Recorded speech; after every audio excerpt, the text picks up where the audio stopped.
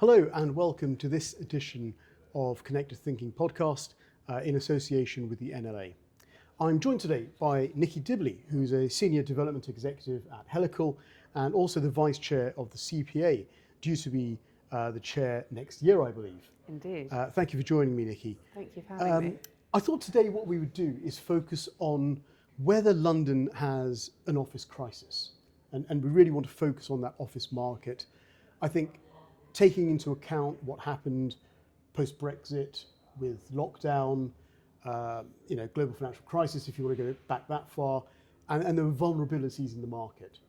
And there was probably a feeling that the office market wouldn't recover, that longer term people would work from home, that the place-based economy for office doesn't really matter.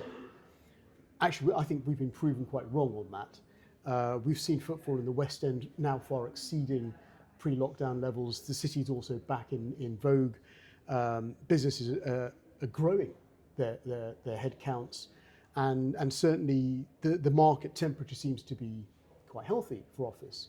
And it feels like the development market's been caught off guard. You can tell me if that's fair or not. But I thought, why don't you give us a picture of the current state of the market? Yeah, absolutely. So I think you're absolutely right. The market is really positive at the moment, but it's positive in quite a polarized way. So it's the best stock in the best locations that are attracting all the interest. But there is demand out there, and a lot of that is from the larger corporates who want really, really big volumes of space. We're talking 150,000 square foot plus. And they want that space to be in the best buildings with really big, clear floor plates that they can space plan efficiently. And something that we're seeing a lot of at the moment is the desire to have flexibility in the space take. So building in really quite a lot of expansion space, projecting really big headcount growth and accounting for that in the space that people are taking now. I think there is also some truth in saying that people haven't quite got their workplace strategies sorted out just yet, and that is also increasing the amount of space that people are wanting to take because they don't quite know how many people they've got to accommodate. And I think a lot of companies are veering towards accommodating peak rather than average, and therefore maybe being inclined to take more space than they need rather than less, which is all really positive stuff. And it just means that those larger buildings with larger swathes of space are being taken up. Another thing that we're seeing is just the time horizons of people's searches have changed really dramatically. People are looking so far ahead, even for smaller requirements. So we're speaking to lots of people whose lease expiries aren't until 2030. It's 2025. If we look back at the last 5 years, lots happened. Lots can happen over the next 5 years. But, people are aware that there is a real acute supply shortage coming in. 2030 is the year when that really reaches its peak. So the agents are very aware, and they are making their clients very aware that this is coming. So they need to accommodate for it, and they need to be looking in advance. Now that creates, I suppose, more pressure on what's already built, right? Yeah. So leaving aside new developments, which work on a 5 to 10 year cycle, we're really having to talk about what's currently in the market stock. Yeah. And we've spoken a little bit previously about secondary market. Can you define what you mean by the secondary market and what role you think that has to play in the current makeup of London's office space? Yeah, sure. I think if I can just step back slightly, there's several tiers in the London office market. And so we've got the super prime, the super core, located core West End and core city. And those are the ones that are really having the biggest impact, attracting the most demand, and those really, really super high rents that we've been seeing over the last couple of years. There's then the next tier down. But a lot of that is also really, really good. So in those sub-markets, maybe in Old Street, maybe down in Canary Wharf, and those are also seeing a real resurgence of demand because that trickle effect has started to happen as those companies who can't necessarily afford the super, super core rents are then starting to look elsewhere. We've got a couple of buildings that could definitely be classified as that. For example, the Bower, which had quite a lot of vacancy for quite a while, and now we've got interest in all the vacant space, and that's been a shift change over literally the last couple of months. Wow. And that's super, super positive. And Canary Wharf are obviously also having their real moment in the sun, which again was bound to happen, but it's difficult when you're the developer, if you're sat on those buildings feeling that slight sense of panic of what's going to happen. So that's not to define those as secondary, because some of those buildings are excellent, but I think it's just important to recognise the different tiers in the office market. Secondary is essentially those buildings that are EPCC or below, and there's a lot of them. So 54.6% of total office stock in the central activity zone is classified as secondary, and in the city that represents 54 million square feet of buildings. So vast, there's a big isn't it? question there. Yeah. It's huge. It's absolutely vast. And so the question that we are all asking ourselves is, what happens with that stock, and how do we ensure that there isn't just this swathe of obsolescence that is coming fast down the road? Now, as a company at Helical, we have deliberately exited all those buildings that could fall into that category because we were aware of this coming, but that's not that easy to do. No. You know, we were able to do it, luckily, but there is a real potential problem coming. And is part of the issue that office has never really had its moment or its voice heard by at sort of policymaker level or at government level? Is there a sort of definition needed for office, almost classifying it as part of the critical infrastructure of London? Absolutely. I think that often developers get a bit of a bad reputation, and we're just seen as greedy, you know, land grabbers who are just only out to make a profit. And, you know, don't get me wrong, everyone needs to make money out of what they do. We don't do it just purely for fun, although it is quite a lot of fun. But office-based sectors support around 2.8 million jobs across Greater London.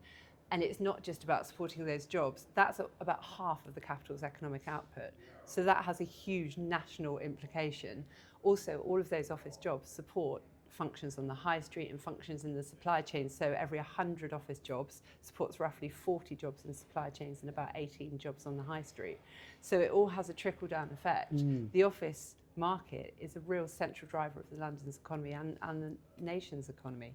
And so yes, we do think it's really important. It needs support in that way in order to facilitate those buildings, the new buildings to come forward, but also those secondary buildings to be able to be redeveloped or repurposed and to be used, because it's not just about the developer, it's not just about their bottom line, it's about both the national economy, the London economy, but also just about the street experience. Yeah. No one wants to see vacant office buildings. You know, there are a few areas in London that you can walk around and it just feels a little bit sad. You know, you've got old buildings which have got great potential but are just falling into a state of disrepair, and that just doesn't create a nice place for anyone to be. Offices bring life, they bring vitality, they bring something we're really passionate about actually, is kind of trying to knit them into the streetscape experience. So it's not just about that sort of barrier and it's just the people who work inside and then there's the people who are outside. We try to create places that actually contribute to the fabric of the street,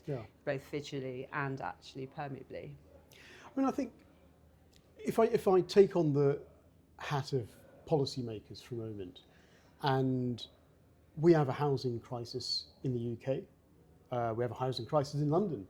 We're not able to deliver on the housing promises that have been made, and I don't think we'll be able to do that in the near future. We have pressures on hotels, for example. There aren't enough hotel rooms in London as a whole. That there's new sectors coming forward like co-living. We have student accommodation, we have build to rent. We have all these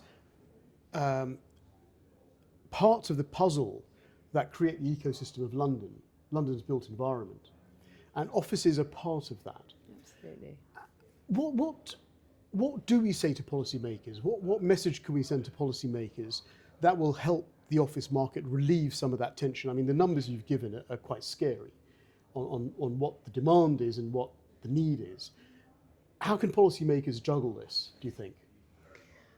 I think there's quite a lot to unpick there. So just to sort of touch briefly on sort of repurposing and changing buildings to a different use, I think that there is a lot there that can really help that whole obsolescence story. And I think that's a really vital part of it. However, that has to be considered very specifically in terms of location, because the last thing you want to do is to allow key business areas to be diluted. You know, there are a shortage of houses, there are a shortage of hotel rooms, and there is definitely potential for conversions, and some of that's super exciting, but it has to be really locationally specific. Yeah.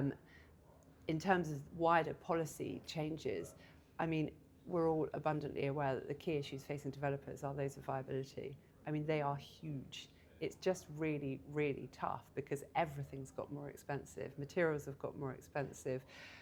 Contributions, planning gain contributions have increased hugely over the last 5 years. Finance costs more. So everything's going up.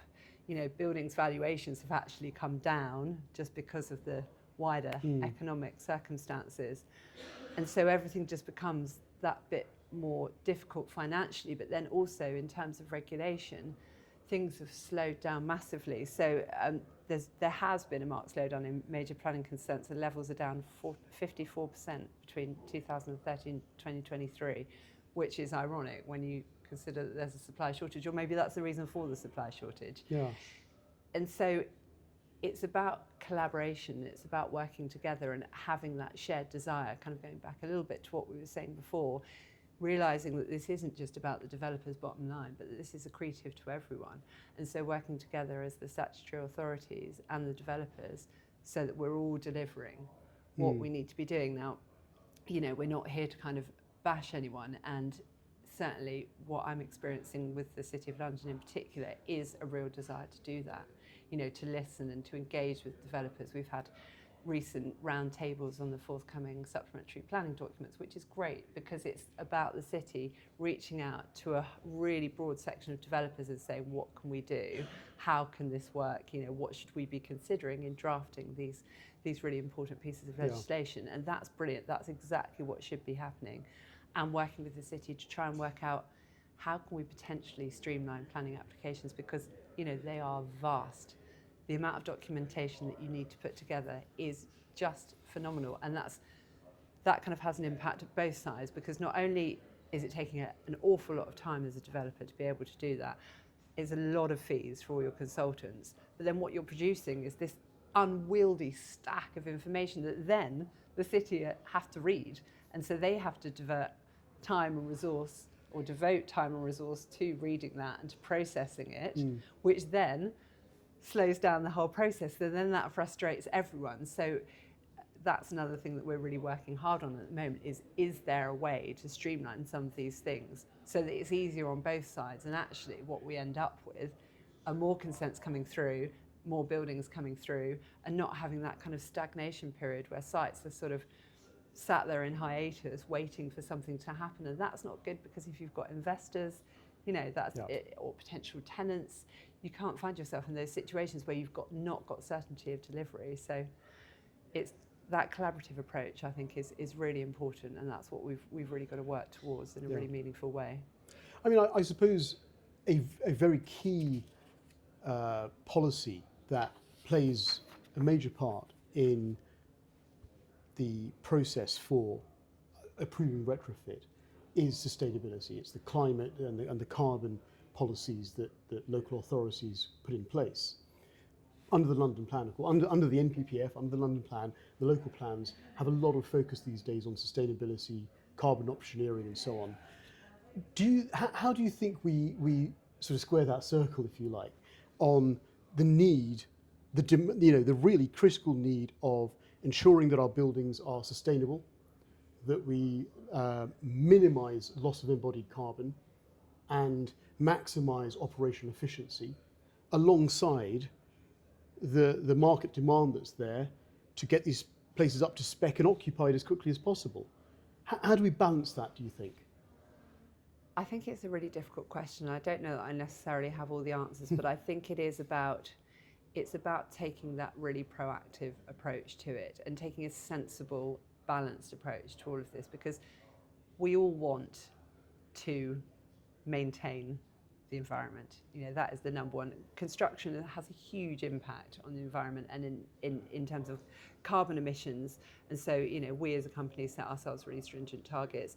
We always follow the retrofit first approach, which is something that the CPA has done an awful lot of work on, and that's really important. But it is retrofit first, not retrofit only. And so I think there has to be that ability to demolish if you need to, if it is going to be better for everything, or if it just is going to stop a building becoming completely obsolete. I think. I mean, do you think that? Do you think it's a situation where perhaps a bit of a carrot is needed in the market? So the stick is the legislation, but actually maybe there's a carrot that's needed, an incentive that perhaps lowers that stack of paperwork that you have to do, or speeds up the process of qualification if you're able to show a carbon saving overall. Do you think we need to get that carrot stick model right? Well, potentially, yeah, definitely incentivizing people to take those steps and to try and do the best they possibly can with what they've got. I think we're just not quite there yet in terms of how all of this is reported, because it does become very unwieldy. And I think that what we need to be really careful of is in trying to standardise these reporting structures, or trying to standardise the benchmarks for all of these things. You don't just create additional layers of reporting, because there's more and more now which we all feel obligated and is really important to do. So obviously we've got Brown, we've got Well, we've got Neighbours. And then if you start piling more and more sort of targets on top, that doesn't necessarily solve the problem. So I think it's about just trying to make sure that all of that is as streamlined as possible. And like you say, there are potential incentives for demonstrating really thoughtful approaches to all of this, because back to the secondary office stock question, it's not always going to be possible to make every building all singing and all dancing. But as I was sort of alluding to, with that desire for the cheaper stock, there are plenty of occupiers who don't need the all singing, all dancing approach. There's lots who do. And we find it quite interesting actually talking to occupiers, and it's something that we've done actually a panel on a while ago about their priorities in terms of sustainability, because they vary really, really quite wildly. Yeah. There's some companies for whom it is all important, and it is absolutely everything. And in those circumstances, going to a real prime office, such as the ones that we're developing, where you've ticked every single box, you've got a lot of the way with just your building, because your building's doing so much for your, it would have been your biggest generator, unless you're in manufacturing or something, of carbon. And if the developer has kind of done that for you, happy days. Yeah. And then there's other companies for whom it's just not such a big priority. Yeah. It's not part of their business model, or it's something that they're not really equipped or can afford to really consider in that real visceral way. So, there's always a range of what the art of the possible is, and it's about accommodating all of that, I think, through our office stock. Great. Why don't you just talk us through some of the highlights from the recent LPA report that's been published? Just some of the key points that I think the audience would appreciate. The key stat that really struck me is that over half, 56% of all central London offices are considered to be secondary, and that they don't meet the needs of today's businesses. It blew me away to hear that. And so I think that is the real key of this, that we need to address how we deal with all of those buildings and how policy can potentially help to address that. And so that's all the things that we've been talking about that sort of proactive approach, about trying to enable those developments to come forward so that we don't just have buildings stagnating. I think that the report identifies that there's real significant economic gains to be had through doing this, and it identifies potential of £84 billion of economic boost through enhancing these buildings. I mean, this is just vast. Yeah. And it goes back to the previous point of, why the office market should be considered part of critical infrastructure. And I think that another thing that you started to touch upon, and that we're really seeing, is that companies, particularly those larger corporates, but lots, ours included, we're about 25 people, and we certainly recognise this, just that, the days of COVID are over, and the legacy of COVID is also over, and that the power of coming together, of collaboration and of communication in a real sense is just being recognised as the important thing that it is. And that's what the office market brings and what it delivers to London and to all the other places where there's big business centres, is that ability to come together and to converge, and then the associated economic impacts that that has on in terms of the culture, the food and beverage, the leisure, and the economic drivers that those produce for London and for the country. Yeah, excellent. I mean, to my mind, some of the numbers you've mentioned there are the wake-up call, I think, that we need to really understand and quantify where the pressures are in the office market and how, as you've rightly identified, the secondary market could come to the rescue and help to unlock some of this space that can be, as you say, retrofitted to a good standard, qualify through the various, the BREEAMs and the neighbours, etc., that we need buildings to qualify through, but then actually delivers practical, usable space that people want to occupy. I think it's that people-centric approach that we need to really understand. Absolutely. And make sure we deliver the right sort of results, don't we? Well, buildings and spaces and places are for people. And that's the approach that we always take. Always start off with who is the end user? And that is obviously a broad spectrum for any building. So considering that spectrum and all of those different characters, I actually like to create little characters for our buildings in my mind before I sometimes give them names and everything, just for fun. But it's really important because what do they need? What do they want? What are their priorities? And that's on a company level. What's the company's priorities and someone's, financial priorities, but also what's the real personal priorities for people, and what do they need out of their space, and what is going to spark that little bit of joy, what's going to bring someone to your building and not to another building. And we all know the main factors. I mean, location is so hugely important, and I think that's become even more important. But really interestingly, something else that the report highlighted is there's 2 heat maps in the report, and they look very, very similar.